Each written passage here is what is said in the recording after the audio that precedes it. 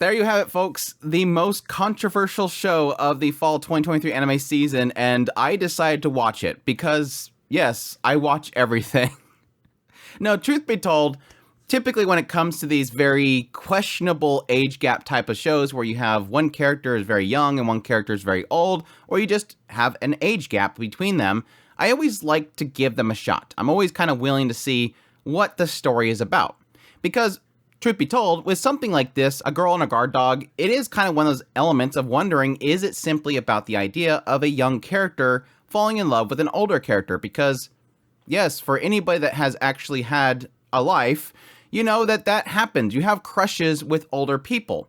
Yeah, the question mark always comes is, do they return that love? That's always when it goes into the realm of, okay, this is doing something it probably shouldn't be doing. I had that experience with Higehiro, Koikimo, just going through all these shows and really kind of seeing, does it end up getting returned is really where the problem comes. And like I said with Higehiro, I really respected that show because it was a story about a girl that thought she had to give herself up to people in order to have places to stay. And the guy literally said, no. And it's like that aspect of like, it's technically saying something right. It's just in a gray area that is uncomfortable with some people. But that all aside, yes, giving A Girl and a Guard Dog a shot. Let's jump right into this mess of a show that is 4 episodes that I've watched so far. Let's jump into it. A Girl and a Guard Dog opens up with Isaku, and when she was 5 years old, her parents died in a car accident. Yes, we got that one. It's been a while since we've had the car accident trope for parents. We all know because there's Yakuza involved, it probably wasn't an accident. We'll probably find that out later at some point, but for now, we believe that they got in a car accident. Simply, car accident. Well, she's taken in by her grandfather, and her grandfather's actually a mob boss. He actually leads a group of Yakuza, and she's brought into the family, taken care of. She's always pretty much known as the boss's granddaughter. Very quickly, when she arrives there, she's assigned a guard, and that is Keiya. Now, Keiya, when he first, kind of confronts her, she's like, I just want my parents. I want my mom and dad. And he says pretty much to her, I'll be your mom. I'll be your dad. And she's like, well, your age, well, I'll be your brother too. He's gonna be everything to her.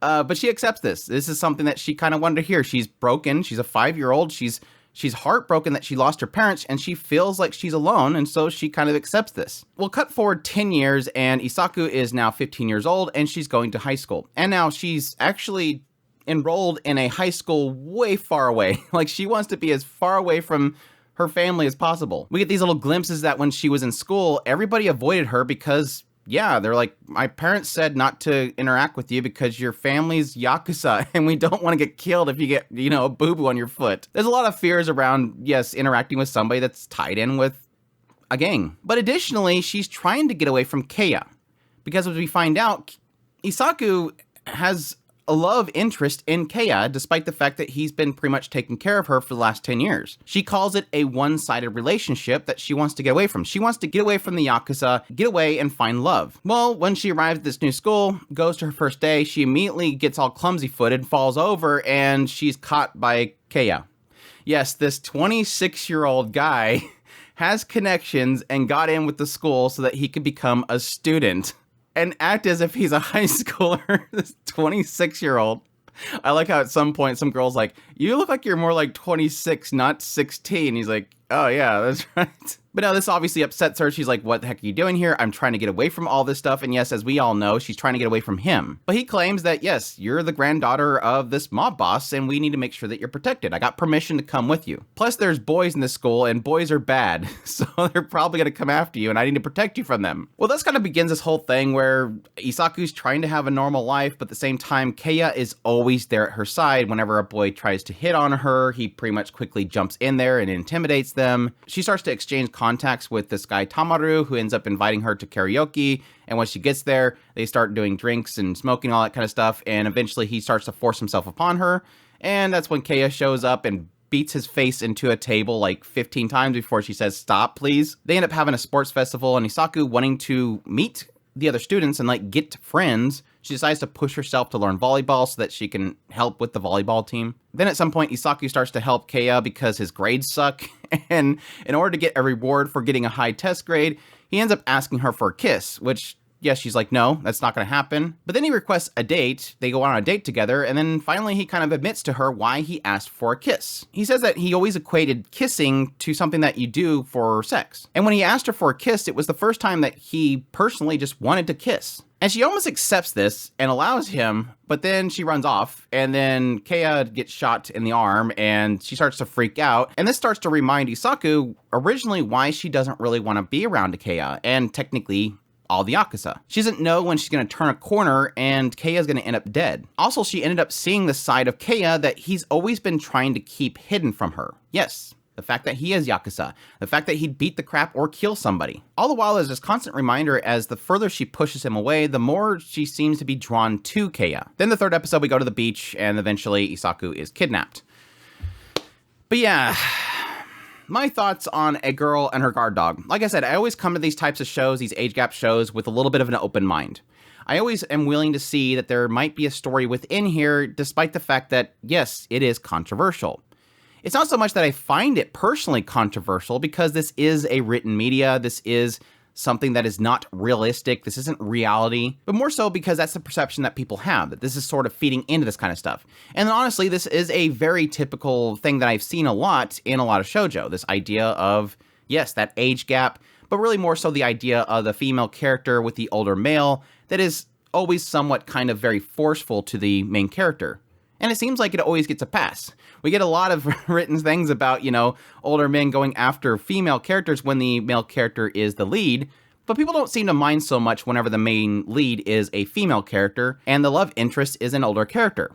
It's sort of that oddity that we see in anime. It's just that presumption that because it's geared towards a male audience, it's suddenly controversial, whereas if it's geared towards a female audience, it's okay. I mean, that's because people feel that females are a little bit more self-controlling, that they'll see that that is not a reality. Either way, it's hypocritical, no matter how you cut it. But like I said, my focus is to more to see what the story is in itself. I'm always willing to see if there is a story that is telling here, because again, this is a reality that young people do fall in love with older people. It's just always the question is if they return it. And this one, yes, obviously seems like they're returning it. Yes, Keiya just seems like he is in love with Isaku. Early on, it kind of felt like one of those aspects that he's just a little bit too clingy to her. But as we see going forward, yes, he's saying that she's too cute and he can't let her go. And yes, that he's now asking for kisses and equating it to sex. That seems to be crossing that line. Like, we have jumped over that line and now we're doing backflips. Does it mean that I think this should be canceled? No. Again, this is fiction. But again, I'm willing to go along with this as long as the story within there is good. And I can honestly say that it's just very middle area for me. With Isaku, I do appreciate the idea of getting that perspective of somebody that has lost their family, sort of given this replacement parental figure, but over time realizing that there's something more there. Obviously, because Keiya is not her actual father, and because he's done so much for her, it is that idea that it's not necessarily that he is a parent to her. I think we're kind of going more in the realms of the idea that he's sort of like a big brother. Somebody that has always been at her side, somebody that has always protected her, and somebody that has always given her that gap filled that she lost a long time ago. I think the reason why it doesn't feel weird or creepy to me is because it never really kind of gave us that long perspective of this idea of him acting as if he is her father. Her actual blood-related father would be actually her grandfather. That was somebody that was always at her side as an actual parental figure. It's just that Keiya was at her side as well, claiming that he would be that replacement for her. So again, I don't really get vibes here of this being some sort of father-daughter relationship thing going for it. And technically, Isaku's internal conflict is not regarding a relationship of a parental figure. Her internal struggle is the idea that she finds it to be a one-sided relationship, that he loves Keiya, but Keiya will never return that. But additionally, the idea that she's trying to get away from the family. She's trying to get away from this dangerous life. And again, have friends where she was never able to have friends before. But I think there is a lot of good storytelling within Isaku herself in the idea that she is struggling with the idea that before I was able to blame the fact that I was in a Yakuza family, whereas now when I'm way far away from the family, I'm still sucking at actually meeting people. Oh yeah, it's a me problem. I've been constantly relying on excusing it by this, and I've never actually done the effort myself. And that does turn into a nice little story arc of her actually pushing herself to learn volleyball and to get out there and meet people. It's just sad that a lot of that kind of growth in her character gets quickly pushed aside because it goes right back into focusing this idea of her pushing Keiya away, but yet being drawn to him more. This person that she can't seem to get away from, this person that she can't stop thinking about. And yes, technically this person that is always making himself present because he's worried about her and he will not allow any other boy to be with her. I will never accept anybody. I think my biggest struggle that I'm having with the show so far is really in Keiya. I understand Isaku. Isaku is an understandable girl. She's got these difficulties, she's got these internal struggles, she's got this crush, she doesn't want this, but as she keeps being drawn to it. Keiya is the more oddity in the story itself. At face value, yes, Keiya is a Yakuza. He is rough, he's always very protective, and he's going to do very violent things at the skip of a beat. The moment that he walks into there to the karaoke place, his response to somebody being on top of Isaku is obviously violence. You are putting harm to her. I will beat the crap out of you. I was sworn to protect her. That was my duty that was given to me. And plus, I've been protecting her for the last 10 years. Obviously, he's going to have both a duty, responsibility, and additionally, yes, a love to want to protect. And so, yes, he just goes violently on this guy and starts beating his face against the table. It's an obvious thing that is going to come from that situation. And yes, we get these little brief shots of him, corresponding to other individuals that are members of the team, additionally, stopping somebody from killing him. So you do get that perspective of Keiya as a Yakuza. Now, the struggle with him as a character outside of that is the difficulty. What I'm getting a sense of from this brief little shot of him actually hanging out with this other leader's boss, which was a female, who is technically trying to get with him, but he's sort of rejecting her, is this idea that, yes, he's very duty-bound, he's very cold, and obviously you assume that he's probably, as a Yakuza, taken out people, or at least violently hurt other people for the sake of their boss. But him as a character being around Isaku almost feels disjointed. They're obviously going for this idea of the cold and cool guy that is slowly learning emotions, but when you have somebody that is presumably been raising Isaku since she was 5 years old, all the way until she was 15 years old, you would assume that a lot of this stuff would already been figured out. Like, it almost feels like he met her when she was 5 years old, and then cut forward, it's 15, and he doesn't know how to be around her. It's almost as if I can't believe his character. Like, his character doesn't make sense to me. He doesn't seem like somebody has been parenting somebody for a long time. But again, that's probably because we're assuming, in actuality, Isaku has always been parented by her grandfather. The whole thing with Keiya that they're sort of kind of presenting is this idea that he doesn't want anybody to touch Isaku. He's very jealous. He's very protective. He's very stone-faced.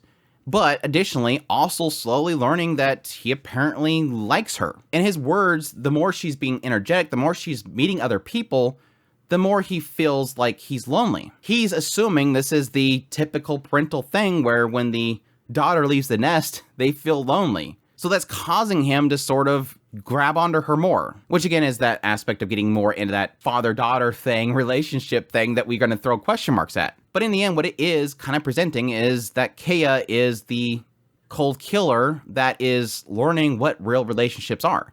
He's apparently spent plenty of time with other people for his job, including this boss lady, but he's always assumed that things like kissing is just something you do before you have sex. Whereas now, he just wants to kiss Isaku. It's clearly equating that to the idea that he wants to learn what real love is. And that is to Isaku, apparently. In the end, it's not bad, but at the same time, it's not really something that feels natural in a lot of cases. It feels weird in a I can't see this happening kind of way. But at the same time, it's not really doing anything so far where I'm like, this shouldn't exist. It's just episode by episode of Isaku growing as a person and an individual. At the same time, this awkward interactions that happen with Keiya. I don't find their relationship to be annoying. It's just, it doesn't seem to really work with me. Outside of that, the show's visuals. I think this is where I struggle quite a bit. Not that this show is bad looking, it's just that it's a style that I don't necessarily like. Keiya as a character design doesn't seem to fit in this world. Like, it feels like somebody went over to Tokyo Revengers, grabbed him, and threw him into this show. I kind of wonder if somebody in the team's like, you know what's really popular right now? Tokyo Revengers. Let's design him to look like the guy from Tokyo Revengers. He's got that very kind of thick line to it. The eyes just don't seem to kind of match the world itself. he just seems to stick out like a sore thumb. And then on the opposite end, Isaku's like a mixture. Like in some shots, she looks super cute. In some shots, she looks like she has a chickmunk mouth. In other shots, she looks normal. In other shots, it looks like her hairline is trying to run away from her eyeballs. Her hair design is all over the place. It's like nobody knows how to draw this girl, and so they're just kind of struggling in the studio to try to get it somewhat consistent, but it's all over the place. Like, again, like sometimes it looks cute, sometimes she looks weird, sometimes she looks fine, sometimes I think she's an alien.